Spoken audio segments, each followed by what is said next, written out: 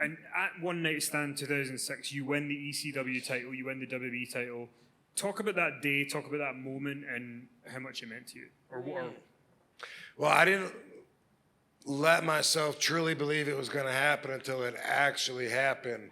Until I actually hit that frog splash, and then I was crawling over to him. I was pretty sure then, but once I covered him and got the 1, 2, 3, then that was definitely the highlight of my career, and not just because, you know, like I said, the titles didn't mean as much to me as they did to other wrestlers. Although I knew that's the driver's seat. You got the WWE Championship. You're the guy. You're the man. I knew that, but I never let it go to my ego. You know, like the other guys do, where it's like, I drew this house tonight by myself.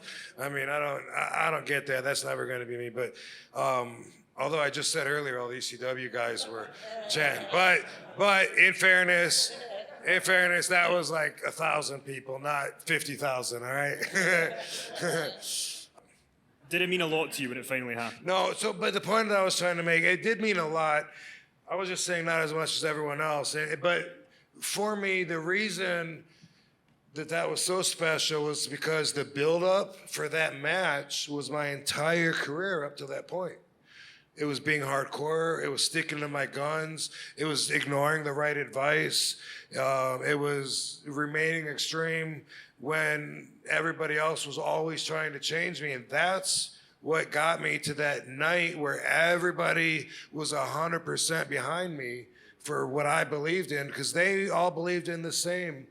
You know, we were like-minded, and there's never been a night truly like that one in my over 30 years of a career. There never will be.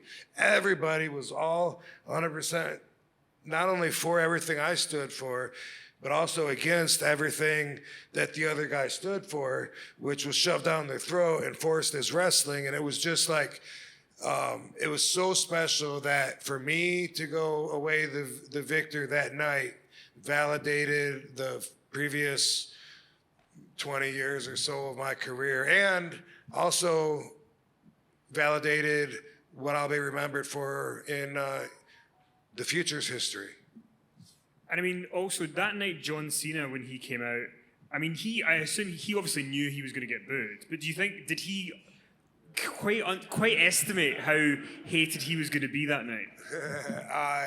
He knew that he was in for a rough night. He knew that for sure, and he was looking forward to it. He thought it was going to be really fun, and I think he really enjoyed it.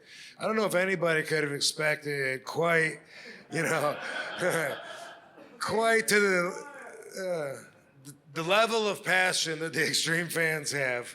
And we had, you know, the best of them gathered in one of our historic buildings that holds the energy like so good. I don't, you know, who could have really known if he threw his shirt out, someone was gonna wipe his with it and throw it back, you know? But he knew that he was going to be getting booed, and that's not even the first time I'd seen him get booed. But he's a professional. In Wales, in Cardiff, I saw it the one time, like everybody booed him. He got on the mic and he said, "You know, that's so great that you guys are reacting. You know, it'd be horrible if nobody was making any noise, but at least I know you're having a good time, and that's what we're here for. And let me here for you. You can't see me."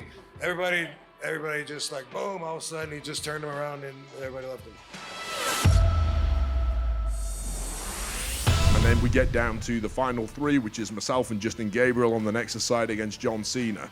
And then we're told, okay, and Cena's going to beat you both and go over. At which point, I kind of thought he was joking just to gauge our reaction.